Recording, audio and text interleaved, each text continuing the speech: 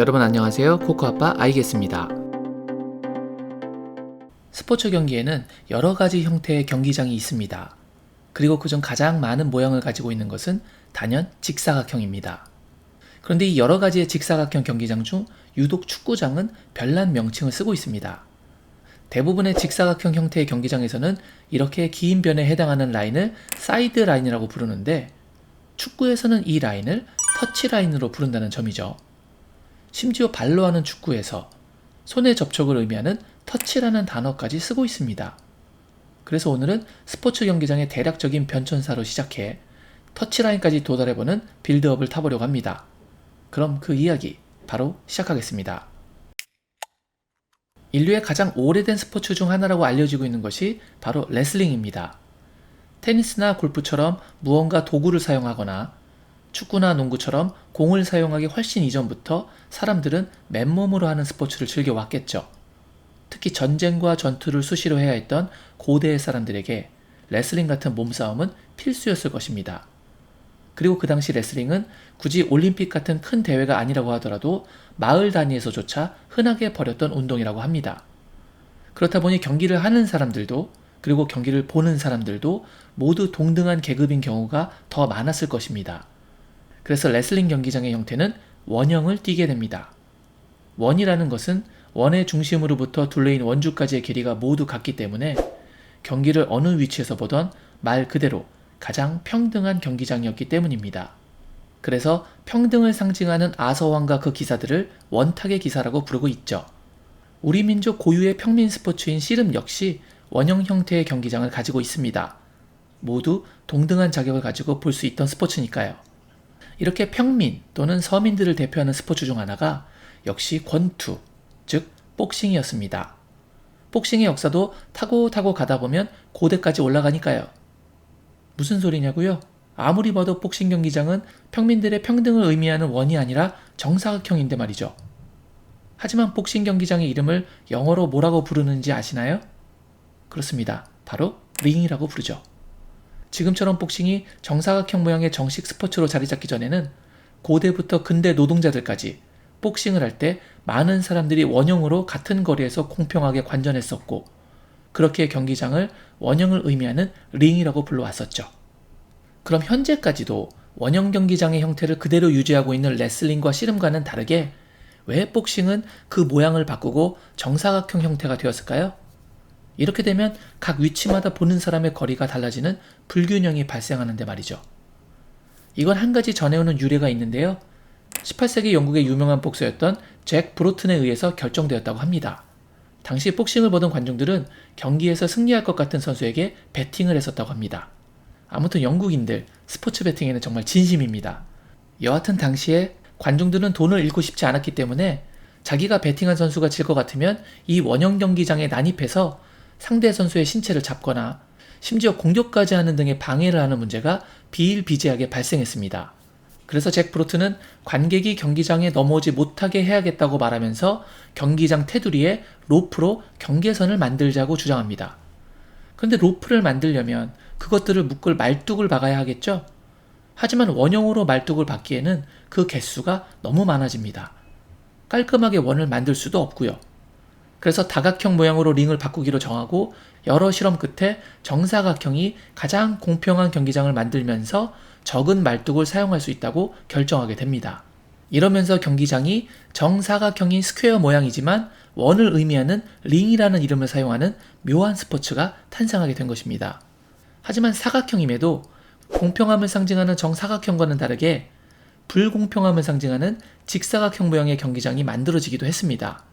그것을 가장 잘 보여주는 곳이 바로 그 유명한 로마의 콜로세움입니다. 어라? 콜로세움은 원형 경기장 아니냐고요? 아까 원형이 가장 평등한 경기장이라고 분명 제가 말했는데 말이죠. 하지만 콜로세움은 엄밀하게 말해서 원형 경기장이 아닙니다. 정확하게는 타원형 경기장입니다. 직사각형처럼 마주보는 대척점까지의 거리가 매우 차이가 나는 원이죠. 콜로세움에서 경기를 관전하는 것은 당시 일반 로마 시민들만이 아니었습니다. 바로 로마 황제가 경기를 지켜봤습니다. 그러면서 로마 황제는 검투사들의 목숨을 대중의 요구를 반영해서 엄지손가락의 방향 하나로 결정했고, 이 문화가 현대 유튜브의 좋아요와 싫어요의 기원으로 자리 잡기도 했죠. 그렇다면 당시의 기준으로는 존귀한 로마 황제와 평범한 로마 시민이 같은 자격으로 경기를 본다는 것은 어불성설이었을 것입니다. 더 높은 자리에 있는 사람이 남들과는 다른 더 전망 좋고 가까운 자리에서 보게 만들려고 했겠죠. 그래서 바로 이곳이 로마 황제가 콜로세움에서 경기를 관전했던 곳이라고 합니다. 당시 로마 시민들에게도 타원의 성격상 경기장 중심과의 거리에 차등이 발생했고, 그 자리가 곧 사회적 지위를 의미했기에 더 좋은 자리로 옮겨가 자신의 신분을 과시하고 싶어 했다고 합니다. 오늘날 우리가 경기를 보는 축구장이나 야구장에서도 좌석마다 가격이 다 다른데요. 이 시작이 고대 로마 제국부터 있었다고 하니 계급주의와 자본주의는 정말 인류의 오래된 역사와도 같아 보입니다.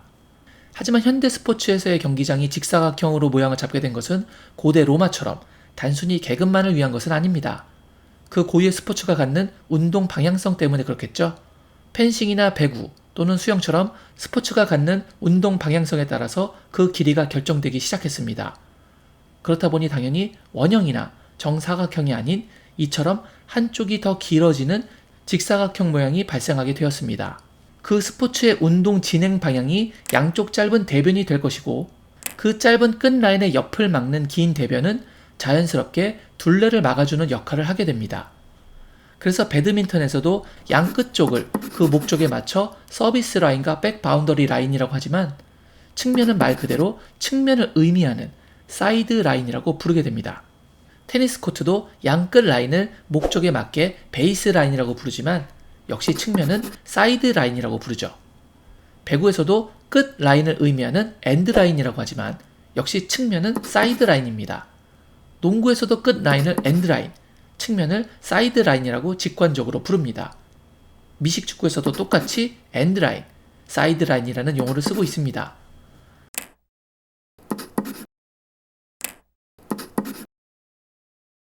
그리고 오늘의 주인공인 축구에서도 역시 의미에 맞게 양쪽 끝 라인을 골 라인이라고 부르고 있습니다.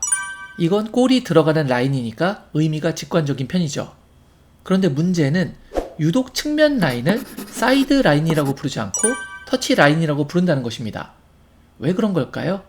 그 이유는 이렇습니다. 축구에서 현대 축구와 비슷한 형태의 규칙이 생긴 것은 1800년대 중반입니다. 그 이전의 축구라는 것은 현대 축구, 럭비, 미식 축구의 규칙이 지역마다 각자 다른 비율로 섞여서 진행되고 있었습니다. 발만 써야 하는 지역, 손으로 들고 뛰어도 되는 지역, 옵사이드 같은 전진 패스가 안 되는 지역 또는 되는 지역, 마치 우리나라 고스톱 규칙이 지역마다 다 다르듯이 영국에서도 축구 규칙이 지역마다 중구난방이었죠. 그중 많은 곳에서 쓰던 규칙이 하나 있었다고 하는데요.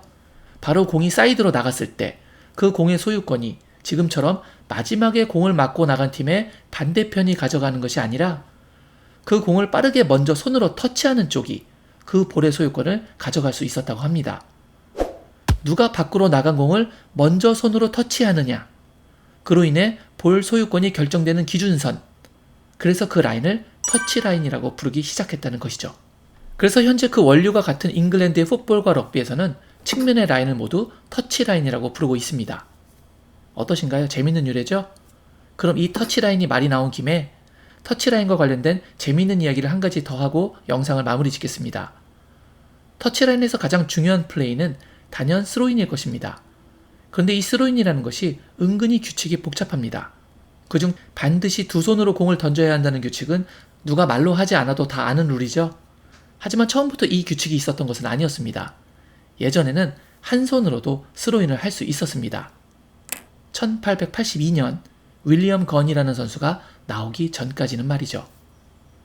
윌리엄 건은 동계 시즌에는 축구 선수였지만 하계 시즌에는 크리켓 선수였습니다. 그리고 야구에서 외야수를 의미하는 크리켓의 아웃필더였다고 하는데요. 어깨가 상당히 강했다고 합니다. 그래서 공을 멀리 던질 수 있었는데 그 거리가 무려 최대 54m였다고 합니다. 이게 얼마나 긴 거리냐면요. FIFA에서 권장하는 축구장 규격이 양 골대를 기준으로 105m니까 하프라인에서보다 더 뒤쪽에서 상대 골대까지 공을 보낼 수 있는 거리입니다. 이런 능력으로 골대와 훨씬 가까운 사이드에서 공을 던지면 그대로 골인이 되는 상황이 나올 수도 있게 되었습니다. 그런데 손을 쓰지 않기로 한 현대 축구에서 손으로 던진 공이 골이 된다? 이건 축구가 아닌 핸드볼이 되는 상황이네요. 이게 좀 말이 안 되다 보니 그런 일이 없게끔 윌리엄 건을 비롯한 프로 한선러들에게 핸디캡을 줄 필요성이 제기됩니다. 그리하여 생긴 규칙이 스로인을 할 때에는 반드시 두 손으로 해야 한다 라는 규칙이 나오게 되었다고 하네요. 어떠신가요? 재밌게 들으셨나요? 오늘 제가 준비한 이야기는 여기까지였습니다. 앞으로도 스포츠와 관련된 여러 잡학상식 이야기가 있으면 계속 전해드리도록 할 테니 영상이 마음에 드셨다면 구독, 좋아요, 알림 설정 부탁드리겠습니다. 저는 다른 더 재밌는 이야기로 여러분께 인사드리겠습니다. 그때까지 늘 건강하세요. 역시 I guess.